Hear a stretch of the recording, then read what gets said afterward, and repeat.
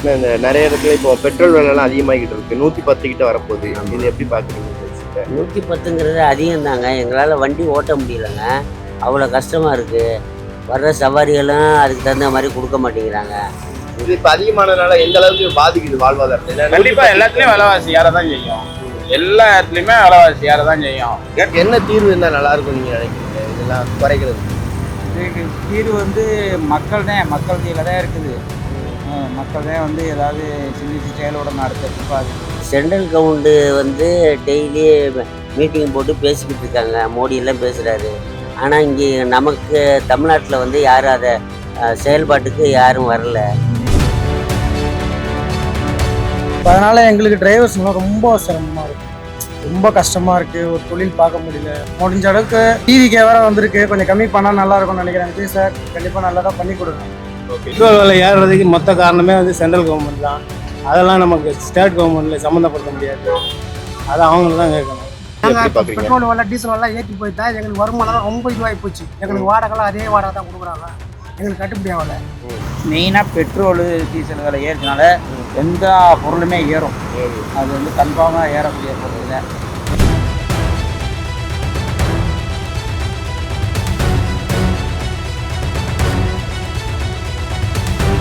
Petrol விலை அதிகமாக போயிட்டு இருக்குன்னா உண்மையாலுமே இந்த போர் நடக்கிறதுனால தான் அதிகமாக ஆகிட்டு இருக்கிறது காரணம். இது இன்னும் பக்கத்து ஸ்டேட்டில் பக்கத்து கண்ட்ரிலாம் பார்த்தா எவ்வளோ விலை ஏறிடுச்சு. இந்தியாவை பொறுத்தளவு இப்போ இதை யாரை சொல்லணும்னா மோடியை தான் சொல்லணும். மோடியை பிடிக்குதோ பிடிக்கலையோ ஓரளவுக்கு இன்னைக்கு தட்டுப்பாடு இல்லாமல் போயிட்டு இருக்கிறோன்னா அது அந்த ஆளுடைய ஒரு இதுதான், மக்கள் மேலே வச்சிருக்கிற ஒரு பற்று தான். மற்ற இதுலலாம் சொல்றதுக்கு ஒன்றும் கிடையாது அவரை பற்றி. இது இப்போ அதிகமானதுனால எந்த அளவுக்கு பாதிக்குது வாழ்வாதாரத்தை? கண்டிப்பாக எல்லாத்துலேயும் விலைவாசி ஏற தான் செய்யும். எல்லா இடத்துலையுமே விலைவாசி ஏற தான் செய்யும். ஏற்றுமதியில இருந்து இறக்குமதியில இருந்து வாகனத்துல இருந்து எல்லாத்துலேயும் விலைவாசி ஏற தான் செய்யும். ஏறாமல் இருக்கவே இருக்காது. இப்போ ஒருத்தங்க எப்படி சொல்றதுன்னா, நான் ஒருத்தங்க வீட்டு வாடகைக்கு போறேன்னு வைங்க, அவங்க என்ன பண்ணுவாங்க, இப்போதைக்கு வாடகை இவ்வளோதான்னு சொல்லுவாங்க. அவங்களுக்கு வீட்டு வச்சிருக்கிறவங்களுக்கு நில வரியில இருந்து கரண்ட் வரியில இருந்து காவா வரியில இருந்து கக்கூஸ் வரியில இருந்து எல்லா வரியும் ஏத்துனா அவங்க யார் மேல திணிப்பாங்க? புத்தனக்காரங்க மேலதான் திணிப்பாங்க. அவங்களுக்கு என்ன ஆகாயத்தை, சொந்த வீட்டுக்காரங்களுக்கு ஆகாயத்துல இருந்தா வரப்போகுது. அரசு என்ன வரி ஏத்துறீங்களோ அதுக்கு தகுந்த மாதிரி தான் கண்டிப்பா ஒவ்வொருத்தவங்களும் நடந்துக்குவாங்களே தவிர தனிப்பட்ட முறையில யாரும் நடக்கிறதுக்கு வாய்ப்பு கிடையாது. அரசு வரி ஏற்றிச்சுன்னா இவங்க ஏற்றதான் செய்வாங்க. அதே மாதிரி இப்ப பெட்ரோல் டீசல் விலை ஏறிச்சுன்னா ஏற்றுமதி இறக்குமதி எல்லாத்துலேயுமே அரிசி பருப்பு கடுகு கிடுகையோ உப்பு முதல் கொண்டு எல்லாத்துலேயும் விலைவாசி ஏறதான் செய்யும். ஏன்னா சும்மா கிடையாது. அங்கேருந்து அவன் லோடு ஏற்றி இங்கே கொண்டு வரான்னா அவனுக்கு அந்த ரேட்டு கட்டுப்படி ஆகும். இல்லைன்னா அவன் தர்மத்துக்காக வண்டி ஓட்ட போகிறான். இல்லை அரசாங்கம் தான் நீங்கள் கொண்டு வந்து கொடுங்க அப்படின்னு சொல்லி உங்களுக்கு ஃப்ரீயாக டீசல்லாம் கொடுக்க போகிறாங்களா? கிடையாது. அதனால எல்லாமே ஏறதான் செய்யும். இது 100க்கு 100 உண்மையான வார்த்தை. எந்த மாற்றமும் கிடையாது. ஓகே, இல்லை இதுக்கு என்னதான் சொல்யூஷன் இருக்கும்னு நீங்கள் நினைக்கிறீங்க? அதுக்கு என்ன எவ்வளோ விஞ்ஞானம் இருக்குதுன்றாங்க. முடிஞ்சா இந்தியாவிலே இன்னைக்கு இல்லாதது எதுவுமே இல்லைன்றாங்க. முடிஞ்ச அளவு கண்டுபிடிக்க பாருங்க. நம்ம இந்தியாவில் இல்லாதது எதுவுமே இல்லை. முயற்சி பண்ணுங்க. ராக்கெட்டோட தெரியுது, அதை விட தெரியுது, போய் மேலே மட்டும் தங்குறதுக்கெல்லாம் வழி தர்றீங்களா? இந்தியா மண்ணில் என்னென்ன இருக்குதுன்றதை தேடி பாருங்க. கிடைக்கும் போது நம்மளுக்கு லாபம் தானே. நம்ம ஏன் அயல் நாட்டில் போய் கையேந்தணும்? உள்நாட்டிலே உற்பத்தி இருக்குங்க போது நம்ம ஏங்க அயல் நாட்டில் கையேந்தணும்? அவங்கிட்ட போய் எனக்கு இவ்வளோ கொடு இதில் போர் கீரு சண்டை சச்சரவு என்னத்துக்கு? நம்ம நாட்டிலே எல்லாம் இருக்குது. இந்தியாவில் எங்கேயாவது ஒரு ஸ்டேட்டில் ஏதாவது ஒரு மூலை முடுக்கில் எங்கேயாவது பாலைவனத்தில் இல்லை மயானத்தில் கூட இருக்கிறதுக்கு வாய்ப்பு இருக்குது. தேடி பார்க்கட்டும். மக்களுக்கு நல்லது செய்யறோம் வரணும். அது யார் செய்கிறாங்களோ அந்த ஆண்டவனுக்கு தான் தெரியும். என்ன தீர்வு இருந்தால் நல்லா இருக்கும் நீங்கள் நினைக்கிறீங்க இதெல்லாம் குறைக்கிறதுக்கு? இதுக்கு தீர்வு மக்கள் கையில் தான் இருக்குது. மக்கள் தான் ஏதாவது சிந்திச்சு செயலோட அடுத்த ட்ரிப்பாது. அப்படி ஏதாவது சிந்திச்சு செயல்பட்டு ஏதாவது பண்ணாங்க தவிர மோடி நேராக போகிறாப்புல, ட்ரம்மை போய் சந்திக்கிறாப்புல. இப்போ ரஷ்யாக்காரன் நமக்கு பெட்ரோல் தர மாட்டோம்னு இது பண்ணுறாங்க. அதனால தான் விளையாட்டு உலக நாட்டில் அந்த ஈராக் பிரச்சனையில் நம்ம தலையிடாமல் இருந்தோம்னா நமக்கு ஆட்டோமேட்டிக்காக பெட்ரோல் வரும், விலைவாசி ஏறாது, எல்லாம் பண்ணோம். இன்னும் கொஞ்சம் நாளில் பாருங்கள், இப்போ எல்லா விலையும் ஏறப்போகுது. பெட்ரோல் விலை ஏறிடுச்சு, டீசல் விலை ஏறிடும். டீசல் விலை ஏறிடுச்சுன்னா டிரான்ஸ்போர்ட் இன்றைக்கி முட்டை நான் 4.5 வாங்கின முட்டை இன்றைக்கி 6.25 6.25 இந்த முட்டையை. அப்படி இருக்கும்போது என்ன பண்ணுறது? நிறைய இடையில சாப்பாடுலாம் விலை கூடிடுச்சு. ஆமாம், சிலிண்டரு பெரிய சிலிண்டரு 6000 வரைக்கும் வாங்கினேன். இப்போ 4000 ரூபாய்க்கு வாங்கிட்டு இருக்கிறோம். 4000ங்கும் போது ஒரு 2500 ரூபாய்க்கு வாங்கின சிலிண்டரு 4000ங்கும் போது எங்களுக்கு ஒரு நாளைக்கு வந்து 1500 ரூபா போகுதுல்ல. அப்போ வந்து நான் வண்டி கடை தான் வச்சுருக்கிறேன். 15 ரூபாய்க்கு போட்ட தோசை கல் தோசை இன்றைக்கி வந்து 20 ரூபா போடுறோம். புரோட்டா 15 ரூபாய்க்கு போட்டால் இன்றைக்கி 20 ரூபா போடுறோம். ஆம்லெட் ஆஃப் ஆயில் 20 ரூபா போடுறோம். அப்படி போட்டால் தான் கட்டுப்படி ஆகும். 4 பேர் 2-3 பேர் வேலைக்கு வச்சுக்கிறோம். அப்புறம் டீசல் விலை ஏறிச்சு, பெட்ரோல் விலை ஏறிச்சு, முட்டை விலை ஏறிச்சு, காய்கறி விலை பூரா ஏறிச்சு. இதெல்லாம் ஏறையெல்லாம் நாங்கள் என்ன பண்ண முடியும், போட்டு தான் ஆகணும். மெயினாக பெட்ரோலு டீசல் விலை ஏறிச்சனால எந்த பொருளுமே ஏறும். அது வந்து கன்ஃபார்மாக ஏறக்கூடிய பொருள் இல்லை. எல்லா அத்தியாவசிய பொருள் உள்ள டீசல் போட்டால் தான் லாரி போடும். லாரியிலேருந்து ஏற்றிட்டு வந்தோம்னா அவன் ஒரு 10,000 ரூபாய்க்கு வாடகைக்கு வந்தவன் இன்றைக்கி 15,000 கேட்பேன், 5,000 ரூபா. அப்போங்கும்போது என்னன்னா அந்த 5,000 ரூபா பொதுமக்கள் விலையில வைக்க முடியும். 15 ரூபாய்க்கு விற்ற காய், 20 ரூபாய்க்கு விற்ற காயெல்லாம் இன்றைக்கி வந்து 50 ரூபா, 60 ரூபா, பீன்ஸ் 150 ரூபா விற்கிது. அது அவங்களெல்லாம் எதுவும் சொல்ல முடியாது. அப்போ 150 ரூபாய்க்கு வாங்கிட்டு வந்து நாங்கள் ஒரு சைவ குருமா வச்சோம்னா அப்போ நாங்கள் எப்படி 15 ரூபாய்க்கு தோசை விட முடியும், 10 ரூபாய்க்கு தோசை விட முடியும், போடவே முடியாது. அது எந்த காரணமும் நாங்களும் ஆட்டோமேட்டிக்காக ஏற்றாங்க. பெரிய ஹோட்டலெல்லாம் பெரிய ஹோட்டலெல்லாம் ஒரு நைஸ் தோசையே 90 ரூபா, 100 ரூபா, 150 ரூபா. சாப்பாடு 90 ரூபா விற்றுக்கிட்ட ஹோட்டலெல்லாம் இன்றைக்கி வந்து 150 ரூபா விற்கிறாங்க. நாங்களே சாப்பாடு ஃபுல் சாப்பாடு 60 ரூபாய்க்கு விற்றுருந்தோம், அன்றைக்கி 70 ரூபா விற்கிறோம். 10 ரூபாய்க்கு ஏற்றிட்டோம். நாங்கள் எங்கள் நடுத்தரமான இந்த வண்டி பிளாட்பார கடையில் 10 ரூபா தான் ஏற்ற முடியும். ஹோட்டல்னா 150, 200 கூட போடுவாங்க, போட்டே ஆகணும். இந்த விவரத்துக்கு இந்த நிறைய இடத்துல இப்போ பெட்ரோல் விலைலாம் அதிகமாகிட்டு இருக்கு. 110 கிட்ட வரப்போகுது. இது எப்படி பாக்குறீங்க இந்த விஷயத்த? 110ங்கிறது அதிகம் தாங்க. எங்களால் வண்டி ஓட்ட முடியலைங்க, அவ்வளோ கஷ்டமாக இருக்குது. வர்ற சவாரிகளும் அதுக்கு தகுந்த மாதிரி கொடுக்க மாட்டேங்கிறாங்க. இது சென்ட்ரல் கவர்மெண்ட்டு வந்து டெய்லி மீட்டிங் போட்டு பேசிக்கிட்டு இருக்காங்க, மோடி எல்லாம் பேசுகிறாரு. ஆனால் இங்கே நமக்கு தமிழ்நாட்டில் வந்து யாரும் அதை செயல்பாட்டுக்கு யாரும் வரல. அந்த மாதிரி இருக்கும்போது நம்ம என்ன செய்ய முடியும்? அதே மாதிரி டீசல் விலையும் அதிகரித்து போச்சு. இப்போ நான் ஒரு கார் எடுத்துகிட்டு ஊருக்கு போகணும்னாக்கா 5,000 ரூபா 10,000 ரூபா எல்லாம் போக முடியாது. ஊருக்கு ஒரு 200 கிலோமீட்டர் 300 கிலோமீட்டர் போயிட்டு வரணும்னா முடியாது. அந்த மாதிரி சூழ்நிலையில் இருக்கிறோம். அதே மாதிரி நாங்கள் ஆட்டோ ஓட்டிக்கிட்டு இருக்கோம். கேஸ் விலையும் இன்றைக்கி 100 ரூபா விலை ஏறி போச்சு. ஒரு 10 ரூபா சேர்த்து கொடுமான்னா கொடுக்க மாட்டேங்கிறாங்க. நாங்கள் ஏன் கொடுக்கணும் அப்படிங்கிறாங்க. அந்த மாதிரி இந்த பெயிண்ட் அடிக்கிறதுக்கு 400 ரூபா கேட்குறான். எங்களை வச்சு RTO, department, painter, tinker, liner, mechanic இவ்வளோ பேர் சம்பாதிக்கிறான். 1000 கணக்கில் சம்பாதிக்கிறான். ஆனால் எங்களால் ஒரு 10 ரூபா சம்பாதிக்க முடியல. இன்றைக்கி எங்கள் வீட்டில் நகையெல்லாம் அடகு வச்சு தான் இந்த வண்டியை ரெடி பண்ணியிருக்கேன். நாளைக்கு தான் ஆஃபீஸுக்கு போகிறேன். திருவான்மீர் ஆஃபீஸில் போய் அவன் எவ்வளோ கேட்குறான்னு தெரியல. ஆஃபீஸில் அவன் 4,000 ரூபா கொண்டு வர சொன்னான். அது எவ்வளோ கேட்குறான்னு தெரியல. இப்போ இந்த விஜய் இதில் விஜய் கட்சியில் எவ்வளோ அமௌண்ட் போட்டிருக்கான்னு தெரியல. அவ்வளோதான் எனக்கு தெரியும். இல்லை, இதுக்கு என்ன தீர்வு நினைக்கிறீங்க? தீர்வு வந்து கச்சா எண்ணெய்கள் விலை குறைஞ்சா தான் நமக்கு பெட்ரோல் விலையெல்லாம் கம்மியாகும். இல்லைன்னா குறையாது. அங்கே அவன் ஃபைட் பண்ணிக்கிட்டு இருக்கான்.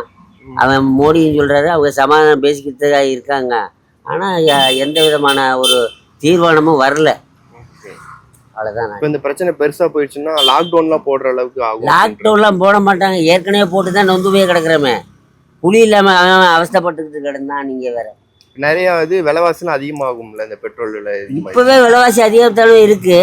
2 இட்லி சாப்பிட முடியுது இல்லையே. 2 இட்லி 30 ரூபாங்கிறான், 20 ரூபாங்கிறான். 2 இட்லி நம்மளால் சாப்பிட முடியல. ஒரு 2 இட்லி வடை சாப்பிட்டாக்கா 50 ரூபாங்கிறான். இப்போ சாதாரண நடபாத கடையில் ஹோட்டலில் போனால் எப்படி இருக்கும்னு நீங்களே பார்த்துக்கோங்க. இப்போ பெட்ரோல் விலைலாம் அதிகமாகி போயிட்டு இருக்கதா நிறைய பேர் சொல்கிறாங்க. 110 கிட்ட வரப்போகுது. இப்போ இந்த விஷயத்தை எப்படி பார்க்குறீங்க? ரொம்ப சிரமமாக இருந்துச்சு. ஃபஸ்ட்டு வந்து 1 கிலோ கேஸ் வந்து 63 ரூபா இருந்துச்சு இந்த பிரச்சனை வரத்துக்கு முன்னாடி. இப்போ பார்த்தீங்கன்னா ஃபஸ்ட்டு அப்புறம் 75 ஆச்சு. அப்படியே இப்போ அந்த கேஸ் பிரச்சனை வந்ததுனால 90 ஆச்சு, 91 ஆச்சு, 100 ருபீஸ் வரைக்கும் வந்துச்சு கேஸ் பிரச்சனை. இப்போ அதனால் எங்களுக்கு டிரைவர்ஸ்லாம் ரொம்ப சிரமமாக இருக்குது, ரொம்ப கஷ்டமாக இருக்குது. ஒரு தொழில் பார்க்க முடியல. அதை வச்சு தான் எங்கள் வருமானமே. அதே மாதிரி பெட்ரோல் ரேட்டு கூட 110 கிட்ட வரப்போகுது அப்படின்னு சொல்கிறாங்க. எல்லாமே டிரைவர்ஸ் மத்தியில் கொஞ்சம் கஷ்டம்தான் ப்ரோ. பெட்ரோலாக இருக்கட்டும், டீசலாக இருக்கட்டும், கேஸாக இருக்கட்டும், எதாக இருந்தாலும் டிரைவர்ஸ் மத்தியில் அது ரொம்ப சிரமம் தான். முடிஞ்ச அளவுக்கு டிவிக்கே வேறு வந்திருக்கு, கொஞ்சம் கம்மி பண்ணால் நல்லா இருக்கும்னு நினைக்கிறேன். விஜய் சார் கண்டிப்பாக நல்லா தான் பண்ணி கொடுங்க. ஓகே, இப்போ சென்ட்ரல் கவர்மெண்ட் வந்து இதுக்கு என்ன ஆக்ஷன் எடுக்கும்னு நினைக்கிறீங்க? இதுக்கு என்ன தீர்வு கொடுத்தா நல்லா இருக்கும்? போர் நடக்குது இல்லையா அங்க, அதனாலதான் இதனால ரேட் அதிகமா இருக்கு. ஆமா. ஒருவேளை ஷார்டேஜ் ஆகுது பார்க்க போது சொல்றாங்க, லாக்டவுன் போடுற சுச்சுவேஷன் வர்ற மாதிரி சொல்றாங்க. இதுக்கெல்லாம் என்ன சொல்யூஷன் வந்தா நல்லா இருக்கும்னு நினைக்கிறீங்க? இதுக்கு என்ன சொல்யூஷன்னா எங்களுக்கு ஃபேவராக பண்ணி கொடுத்தா நல்லா இருக்கும்னு நினைக்கிறோம். அவ்வளோதான். எங்கள் பொழப்புல வந்து அடி விடக்கூடாது. ஓகே. எங்கள் ஆட்டோக்கார தொழில்ன்றது வந்து ரொம்ப சிரமமாக இருக்குது. ரொம்ப இப்போ முன்ன மாரிலாம் கிடையாது. ஆட்டோ தொழிலெலாம் ரொம்ப இப்போ இதெல்லாம் விட்டுட்டு நாங்களாம் அதை கூலி வேலைக்கு எங்கன்னா போயிடலாமான்ற மாதிரி காலங்கட்டம் போயிட்டுருக்கு. வேறு ஒன்று இப்போ இதனால விலைவாசியும் எல்லா சாப்பிட்ற பொருள் எல்லாமே விலைவாசியும் அதிகமாகும் அப்படின்றாங்க, பெட்ரோல் விலை அதிகமாகிறதுனால. ஆமாம். மோஸ்ட்லி இப்போ ஹோட்டல்ஸ்லாம் வந்து ஃபுல்லாக க்ளோஸ் பண்ணியாச்சு. ஹோட்டல் க்ளோஸ் பண்ணியாச்சு. ஒரு பாஸ்போர்ட்டு கடை எதுவுமே கிடையாது. ஒரு டீ கடைங்க, ஒரு டீ கடையில் போய் 10 ரூபா அந்த டீ பார்த்தீங்கன்னா இன்றைக்கி 5 ரூபா. ஒரு டீ கடையில் போய் குடிச்சிங்கன்னா இப்போ அதுக்கேற்ற இன்க்ரீஸ் வந்து இப்போ எங்களுக்கும் ஆட்டோவில் வருமானம் வரணும். இப்போ என் தொழில்னு கிடையாது, எல்லார் தொழிலுமே அந்தந்த முதலாளிங்க வந்து சம்பளம் இன்க்ரீஸ் பண்ணி கொடுத்தா தான் அவங்களும் கொடுப்பாங்க. அந்தமாரி அவங்கவுங்களுக்கு அந்தந்த உழைப்புக்கான ஊதியம் கிடைச்சா போதும், வேறு எதுவும் தேவையில்லைங்க. நாங்கள் கஷ்டப்படுறோம், அந்த கஷ்டத்துக்கான ஊதியம் கிடைச்சா போதும். நாங்கள் அளவுக்கு மீறி அம்பானி ஆகணும் இதெல்லாம் நாங்கள் ஆசைப்படல. ஒரு வேளை நாங்கள் வந்து வண்டிக்கு வந்தால் எங்களுக்கு அன்றைக்கி ஒரு வேளை சோத்துக்கிட்டு தான் நாங்கள் வரோம். அதுக்கு வந்து இந்த கவர்மெண்ட்டு இது பண்ணணும். ஈரான்ல போர் நடக்குது இல்லைங்களா, அங்கே போர் நடந்தால் வந்து அங்கேருந்து தான் வருது டீசல் பெட்ரோல் எல்லாம். நம்ம இந்தியாவில் வந்து ஆகலை. அங்கேருந்து வர்றதுனால வந்து என்ன ஆகுதுன்னா அவங்க கட்டுப்பாடுக்குள்ளே இருக்குது. கட்டுப்பாடு இருக்குதுன்னா அப்போ விலைவாசி எல்லாமே அவங்க தான் நிர்வகிக்கும். ஓகே. இந்தியா வந்து நிர்வகிக்க முடியாது இல்லைங்களா. அப்போ பார்த்து பெட்ரோல் விலை வந்து அவங்க சொல்கிறது தான் சட்டம். நம்ம வந்து கம்மி பண்ணோம்னா வரி ஒன்றா கம்மி பண்ணால் நம்ம வந்து ஓரளவுக்கு கம்மி பண்ணலாம் பெட்ரோல் டீசல். அதே போல் எல்லா மாநிலத்தில் இந்த தமிழ்நாட்டுக்கூட எல்லா மாநிலத்திலும் இல்லை பாகிஸ்தான் வேறு நாட்டுக்கெல்லாம் வந்து ரேட்டெலாம் வந்து ஜாஸ்தி தான் இருக்குது. 200 300 போகுது ரேட்டு. ஆனால் இந்தியா பொறுத்த பார்க்க போனால் 100 110 ரூபா 100 ரூபா கிட்ட விற்கிறாங்க. இப்படி பார்க்க போனால் இந்தியா பொறுத்த வரைக்கும் போனால் டீசல் விலை போதுமான அளவுக்கு பரவாயில்லன்னு தான் சொல்லலாம். மற்ற இதோட கம்பேர். ஆமாம், பரவாயில்ல. நம்ம இந்தியா எல்லா நாடையோட நம்ம இந்தியா பரவாயில்ல. இதுவே இன்னும் கொஞ்சம் அதிகமாகி போயிட்டு இருந்தா எந்த அளவுக்கு பாதிக்கும் நீங்கள்? பரவாயில்ல. அப்படி மிஞ்சி போனான்னா ஒரு 120 ரூபா 130 ரூபா 150 ரூபாக்குள்ளே வரும். ஆமாம். அந்த அளவுக்கு பார்க்க போனால் நீங்கள் வந்து ஒரு வாய்ப்பு கம்மியாக நம்மளுக்கு வேணும்னா வரியை வந்து கம்மி பண்ணால் ஒரு அளவுக்கு வாய்ப்பு கம்மி பண்ணுறதுக்கு வாய்ப்பு இருக்குது. ஆமாம். வரி இல்லை, கம்மி பண்ண முடியல, நம்மளால் ஒன்றும் பண்ண முடியல, செய்ய முடியல, கட்டுப்படி ஆகுதுன்னா வேறு வழி இல்லை, நம்ம வாங்கி ஓட்டி தான் ஆகணும். இதுதான் ஆகும். ஓகே. இப்போ இதோட எதிரொலியாக நிறைய விலைவாசிலாம் ஏறுது அப்படின்றாங்க. விலைவாசி கம்பல்சரினா ஏறும் தான். ஏன்னா இப்போ இருக்கிற காலகட்டத்துக்கு வந்து விலைவாசி தான் ஏறும். வேறு யாருமே ஒன்றும் பண்ண முடியாது. ஹோட்டலில் சாப்பாடு முதற்கொண்டு, ஆமாம், டீ காஃபி எல்லாமே. ஆமாம், எல்லாமே கம்பல்சரி ஏறும் தான். ஏன்னா டீசல் தான் எல்லாம் முக்கியம். அத்தியாவசிய பொருள் டீசல் தான். ஆமாம். டீசல் வந்து ஏறி போச்சுன்னா கம்பல்சரி ஒன்று சாப்பாட்டில் இருந்து டீலேருந்து, நீங்கள் சொன்ன போல் டீலேருந்து காப்பிலேருந்து சாப்பாட்டில் இருந்து எல்லாமே உங்களுக்கு விலைவாசி ஏறும். ஆட்டோவிலேருந்து பஸ் பார்லேருந்து எல்லாமே ஏறும். கம்பல்சரி எல்லாமே ஏறும் விலைவாசி. அதில் எந்த மாற்றமும் இல்லை. ஓகே. இந்த பெட்ரோல் டீசல் விலைலாம் அதிகமாக, டீசல் விலை கம்மியாகணும், அது எல்லாம் முடியெடுக்கும். எந்த அளவுக்கு வாழ்வாதாரத்தை பாதிக்குதுன்னு நினைக்கிறீங்க? என்ன அரிசி பருப்பு விலைவாசி தானேப்பா.